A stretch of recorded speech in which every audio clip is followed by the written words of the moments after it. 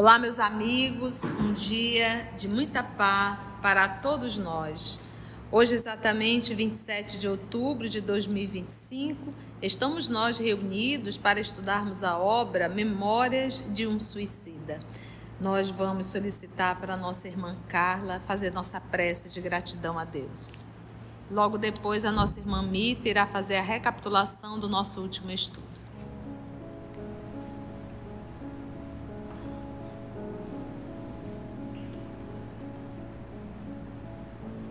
Mãe Santíssima, é com alegria que podemos nos reunir aqui sob as bênçãos do Teu Filho para essas lições que há muito nos consolam, porque nos mostram o Teu amor, a misericórdia do Pai para com todos nós, as bênçãos que recebemos todos os dias e o amparo de sabermos que nunca estamos sozinhos, que nunca estamos desamparados.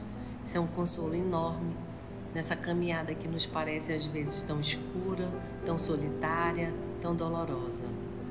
Mas saber que estamos sendo abraçados, protegidos, cuidados por toda uma falange de espíritos amigos, nos consola e nos dá força para seguir com ânimo e com alegria. Que não nos esqueçamos em momento algum que essa proteção está ao nosso dispor a todo momento, que às vezes basta nos conectarmos. Ajuda-nos a vermos nessas lições, nessas passagens dessa vida que vamos estudar, toda essa bondade, todo esse amor infinito que nos rodeia e nos cuida. Permite que não nos esqueçamos jamais da Tua presença e da presença do Teu Filho em nossas vidas. Que assim seja. Que assim seja.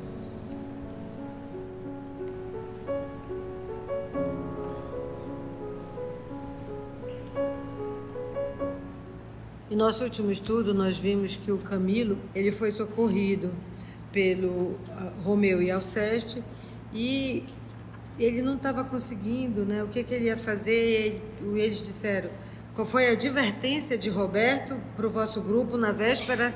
Qual foram as instruções dadas? Isso que procurássemos refrigerar as faculdades convulsionadas pelo sofrimento, levando balsamizador auxílio aos sofredores e aos críticos e nas mais críticas situações. Que reanimássemos o contato. Então, ele se lembrou das instruções, né, que o Roberto deu, ele se reuniu com os outros, e encontraram... Eles estão em Portugal, né? Estão em Portugal. Soltos, né? Soltos, que a gente diz assim, fazendo o trabalho sozinho, entre aspas, né? Porque eles estão sendo vigiados, monitorados, né? Vamos dizer assim, né? Orou uma súplica, né?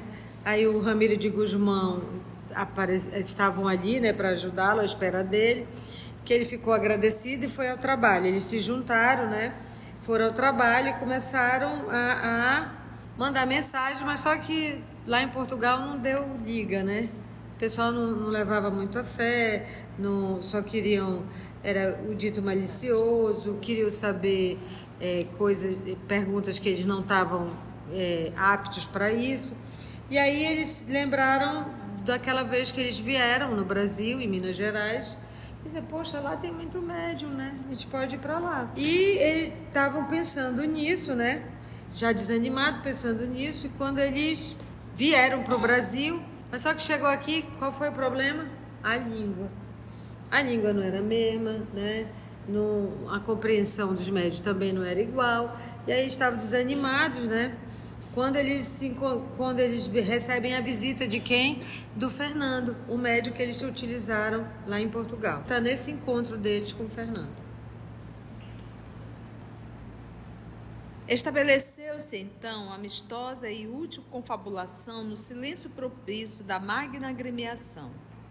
Convidou-nos ele a exercer com mais frequência o almo dever da oração, criando, por meio dele, meios de comunicação mais diretos com nossos mentores, a fim de lhes restabelecermos com maior viveza a inspiração permitida no caso, pois éramos como alunos que pusessem à prova ensinamentos já recebidos para se permitirem ensejos novos no futuro. Reiterou oferecimentos para os intuitos que trazíamos, aflitos que nos reconheceu ante as impossibilidades que se nos antolhavam, apresentava. Concitou-nos a continuar dizendo algo ao mundo por seu intermédio, não nos dando por vencidos ante as algaravias, que seria a linguagem confusa de adversários versados, vezes várias, ao hábito da crítica insana, abandonando ao nosso dispor, como sempre, suas hialinas faculdades psíquicas, nas quais nos sentíamos refletir como num espelho. Nossa, super médio, Se vê como se fosse no espelho. Do seu coração generoso soube extrair conselhos e advertências, com os que nos mitigou, abrandou ali a ansiedade do terror que nos oprimia, a ideia de um fracasso nos penosos exames a que de direito nos víamos expostos. E acrescentou, comovido e sincero, desejoso de nos impelir à linha reta: se em vez do que vindes tentando improficuamente procurasseis meios de vos tornardes agentes da lídima fraternidade, exercida com tanta eficiência pelo divino modelo do amor, já vos encontraríeis vitoriosos, espalmando alegrias que longe estariam de vos manter a alma assim, turva e encapelada. Encapelada e agitada, turva, sombria. A caridade, meus amigos, permita-me que vô-lo recorde, é a generosa redentora daqueles que se desviaram da rota delineada pela providência. Por isso mesmo, o sábio Rabi da Galileia ofereceu-a como ensinamento supremo à humanidade, que ele sabia, divorciada da luz, por mais fácil e mais rápido caminho para a regeneração. É tempo já de pensardes com desprendimento na divina mensagem trazida por Jesus e de saturardes os arcanos do ser com algumas gotas das suas essências imortais e incomparáveis. Reparando o rápido gesto que vos impeliu ao abismo, que é o suicídio, podereis praticá-la ao mesmo tempo servindo a vossa e a causa alheia. Avultam nas camadas sociais terrenas, como nas invisíveis, problemas dolorosos a serem solucionados, desvarios a serem moderados, infinitas modalidades de desgraças, desventuras acérrimas a afligirem a humanidade, requisitando concurso fraterno de cada coração generoso, a fim de serem ressarcidas, consoladas. Nos hospitais, nas prisões, nas residências humildes, como na opulência dos palácios, por toda a parte encontram-se mentes enoitadas pela incompreensão e pelo desespero, corações precipitados pelo ritmo violento de provocações e de problemas insolúveis neste século. Em qualquer recanto onde se haja ocultado a descrença, onde a paixão se instale e a desventura e o infortúnio se mesclem de revolta ou desânimo, onde a honra, a moral, o respeito próprio e alheio não forem consultados para a prática das ações, e onde, enfim, a vida se converteu em fonte de animalidade e egoísmo, lavra a possibilidade de uma queda nos abismos de trevas onde vos agitastes entre raivosas convulsões. Diligenciai por encontrar tais recantos. Estão por aí, a cada passo. Porque para onde a gente vira tem dor e tem sofrimento. Seja na pobreza, seja na riqueza, em todos os lugares tem dor para ser amparado, acolhido, assistido. Aconselhai o pecador a deter-se, em nome da vossa experiência, e apontar-lhe como bálsamo para as amarguras, aquele mesmo que desdenhastes, quando o homem, e hoje reconheceis como o único refrigério, a única força capaz de soerguer a criatura da desgraça para enobrecê-la à mirífica luz da conformidade nos prélios dignificantes de onde sairá vitoriosa. Que é esses préditos são as lutas dignificantes, né? A luta íntima. Quaisquer que sejam as decepções que a açoitem, o amor de Deus, a submissão ao irrevogável, tornai-vos consoladores, exercitando agenciar a beneficência, segredando sugestões animadoras e reconfortativas ao coração das mães aflitas, dos jovens desesperados pelas desilusões prematuras, das desgraçadas mulheres atiradas ao lodo, cujos infortúnios raramente encontram a compassividade alheia, as quais sofrem insuladas entre os espinhos das próprias inconsequências, desencorajadas de reclamarem para si também a ternura paternal de Deus, a que, como as demais criaturas, tem sacrossantos direitos. São todos estes seres que estão a requisitar alento protetor dos corações sensíveis, bem intencionados, quando mais não seja com a dádiva luminosa de uma prece. Pois dai-lhe, uma vez que também os recebestes de almas serviçais e ternas, quando vos encontráveis a bracejar entre bramidos de dor, nas trevas que vos surpreenderam após a tragédia em que vos deixastes enredar. Contai-lhes o que vos sucedeu e concitai-os a sofrerem todas as situações deploráveis que os deprimem, com aquela paciência e aquele valor que vos faltaram, a fim de que não venham a passar pelos transes dramáticos que vos endoideceram além das fronteiras da vida objetiva. Porque aqui ele faz um convite. Do jeito que existem espíritos que nos incitam ao suicídio, nos incitam a fazer o mal, existem sim pleias de espírito nos ajudando no nosso dia a dia, nos intuindo, nos inspirando. Qual é a diferença muitas vezes? Os espíritos obsessores, esses irmãos muito arraigados ao mal, eles não respeitam o nosso livre-arbítrio. Então eles insistem demais. Eles só desistem quando eles percebem que tentou várias vezes e a gente não cedeu. Já os espíritos nobres, eles respeitam o nosso livre-arbítrio. Então, por mais que nós venhamos a fazer escolhas dolorosas, toda escolha ela requer um resultado e todo resultado vai me trazer um aprendizado. Então, eu posso ter um aprendizado com menos dor ou com mais dor, ou até mesmo com muito mais aprendizado e menos tortura. Então, eles respeitam isso, o livre-arbítrio. Então, eles te dão a ideia e a gente não aceita, eles ainda tentam mais uma vez e a gente não aceita, eles se afastam e deixam seguir o curso do nosso processo de aprendizado, né, Mita? E o interessante é que eles estão aqui, assim, eles estavam desanimados, né? Já tristes de as disposições, porque não estavam conseguindo mandar mensagens mediúnicas e tal. E aparece o Fernando para dizer para eles, olha, ninguém está pedindo coisas grandiosas de vocês. Vocês podem, aonde estiver, procura ser agentes da verdadeira, da lídima fraternidade. E aí ele diz que a caridade é generosa redentora daqueles que se desviaram da rota pela providência. Ou seja, como bem está na carta de Pedro, o amor cobre a multidão de pecados, né?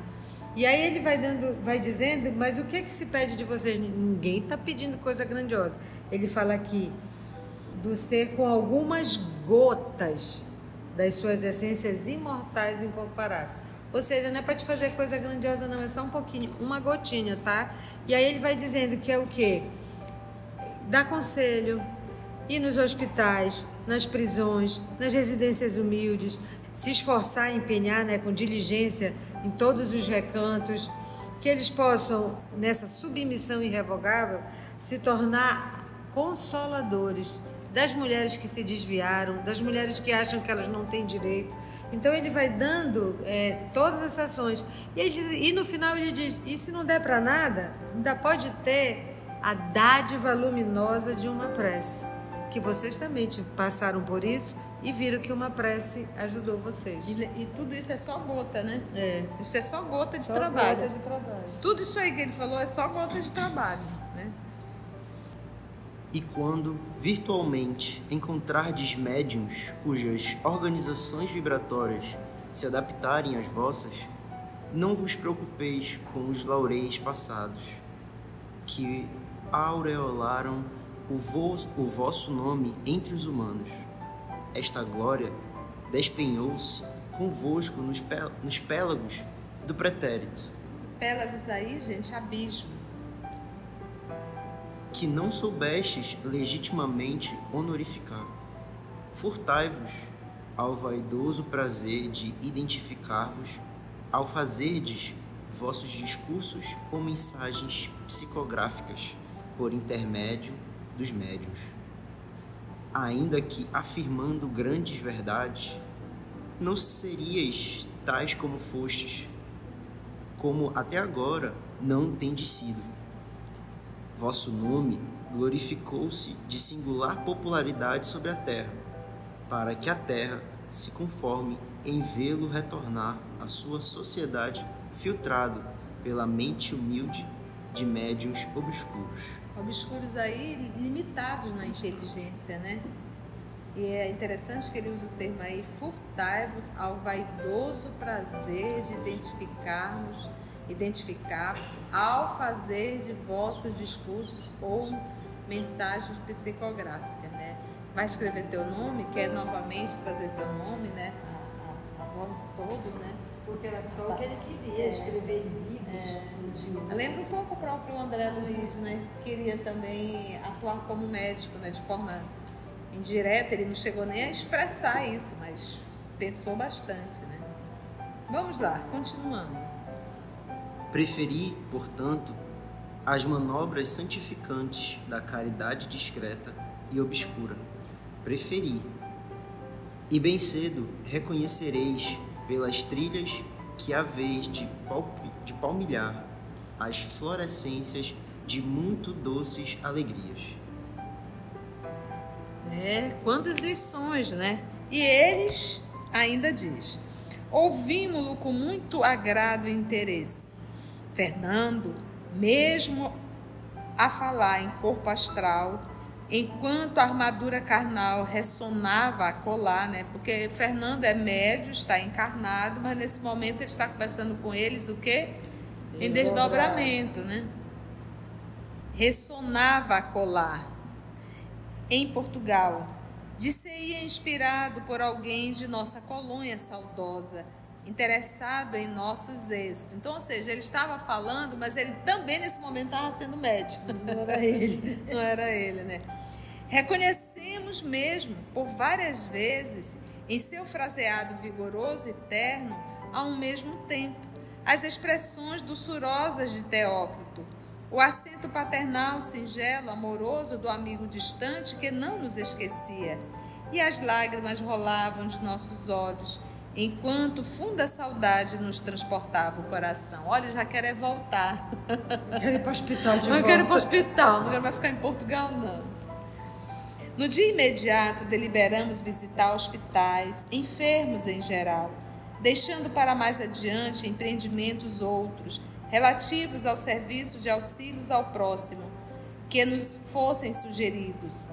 Éramos, ao todo, 30 entidades e entendemos dividir-nos em 3 grupos distintos por imitarmos os métodos do nosso abrigo do mundo astral. Então não foi 30, né? Vai 10 para um lado, 10 para o outro, dividiu o trabalho. Porque as enfermarias também lá eram de 10 e 10. De 10 e 10 divididos, né? Olha aí o exemplo, né?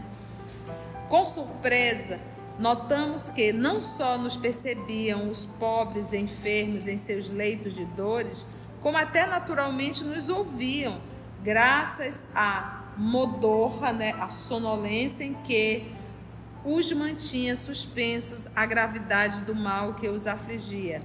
A febre, como a lassidão, né, que é o cansaço, dos fluidos que os atavam ao tronco do fardo corporal, que é o corpo, tanto quanto se tornou possível, levamos a essas amarguradas almas enjauladas na carne, olha lá, o lenitivo da nossa solidariedade, ora insuflando-lhe conformidade no presente e esperança no futuro, ora procurando, por todos os meios ao nosso alcance, minorar as causas morais dos muitos desgostos que percebíamos duplicando seus males. Então foram para os hospitais e estão ali trabalhando. E eles que alguns perceberam, principalmente aqueles que estavam ali com uma febre alta, né? Aqueles que estavam ali mais para lá do que para cá. Por quê? Porque o laço vai se afrouxando. O laço que liga espírito ao corpo físico, né? E o laço aí é o perispírito. Então, à medida que o perispírito ele vai se afrouxando, o espírito passa a ter uma ação de liberdade e pode enxergar melhor. Porque ele passa a enxergar com os olhos da alma, não com os olhos do corpo físico.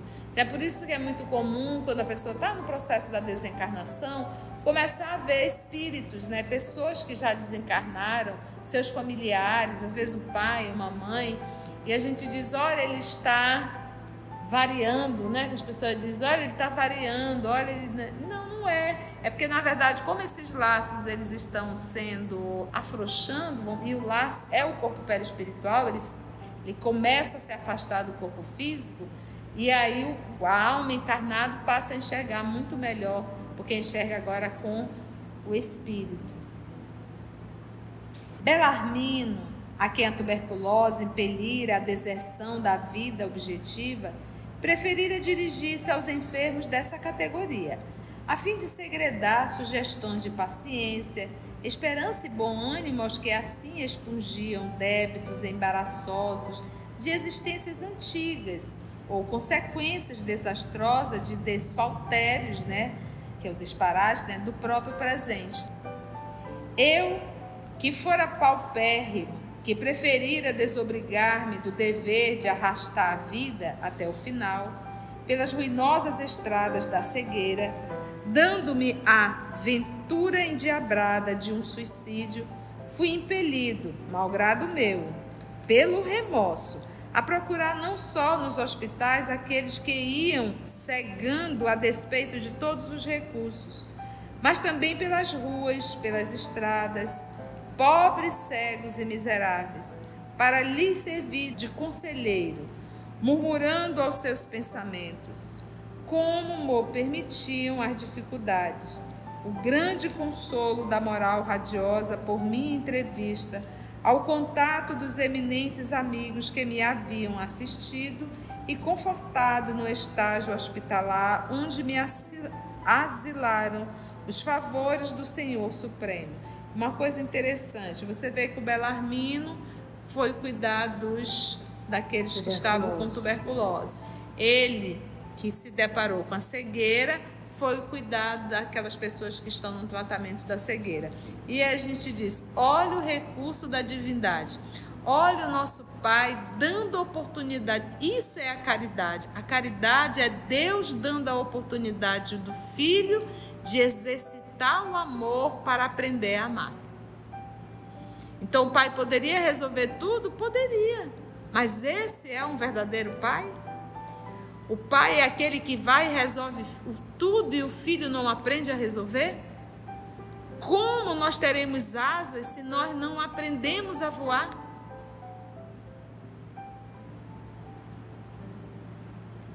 É necessário aprendermos.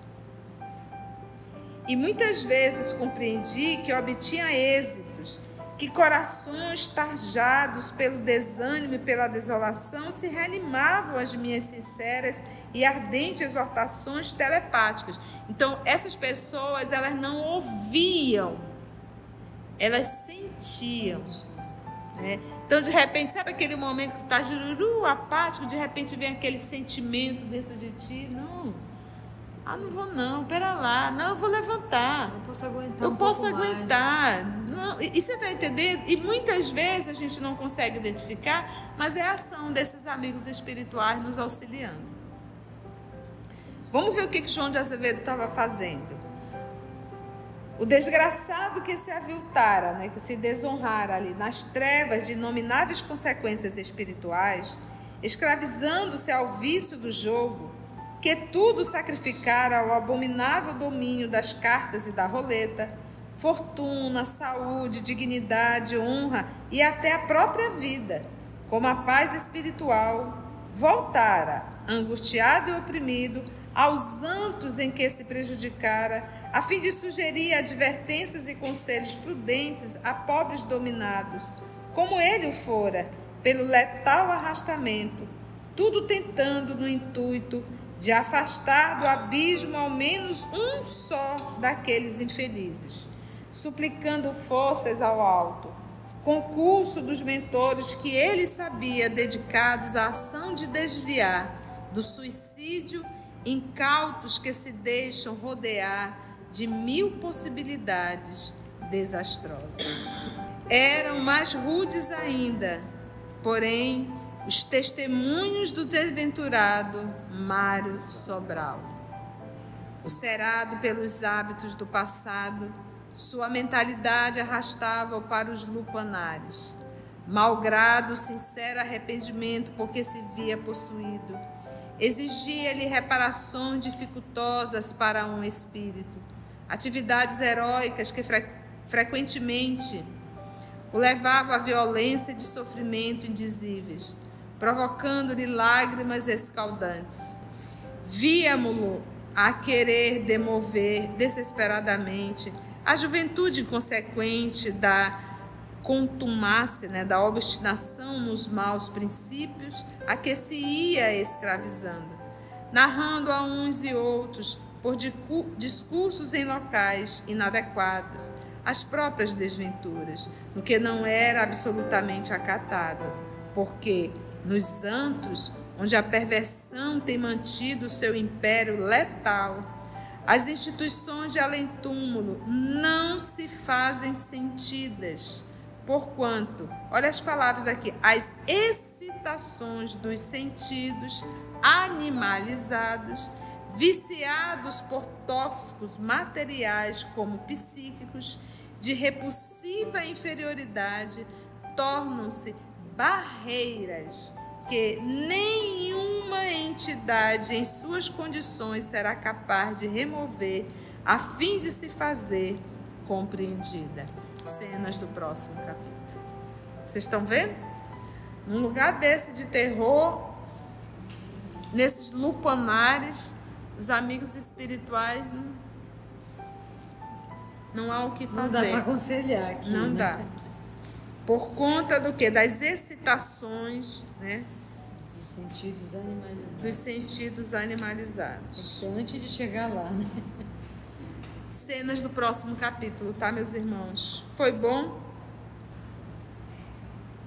Então, meus irmãos, agradecemos sempre a Deus, nosso Pai, e hoje a nossa oração será a música. Então, orem conosco, não pulem, apesar de você estar fazendo o estudo em casa, a oração nos conecta com o mais alto.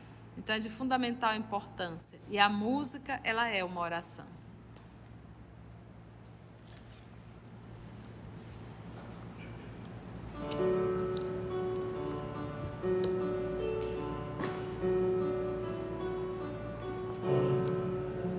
Agradecer, Senhor,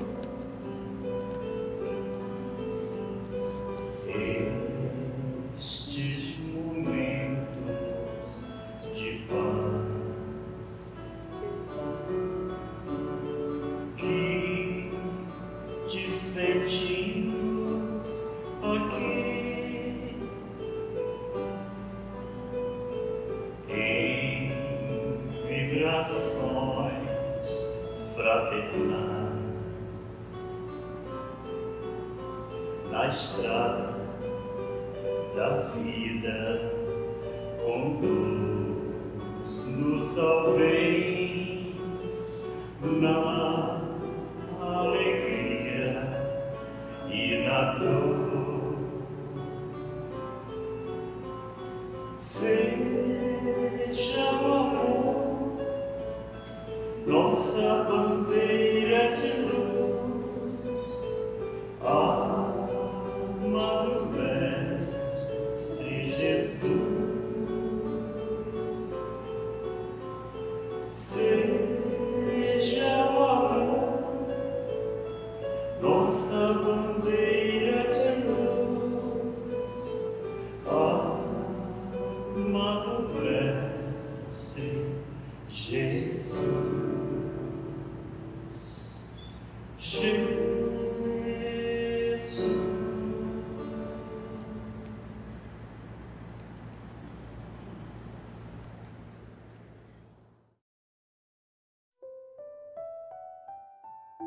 EOS Manaus.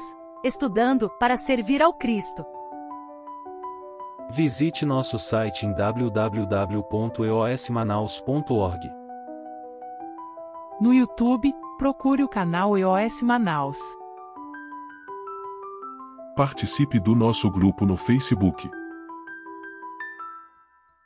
No Instagram somos @EOS Manaus. Escute e estude na Rádio Manaus de Estudos Espíritas.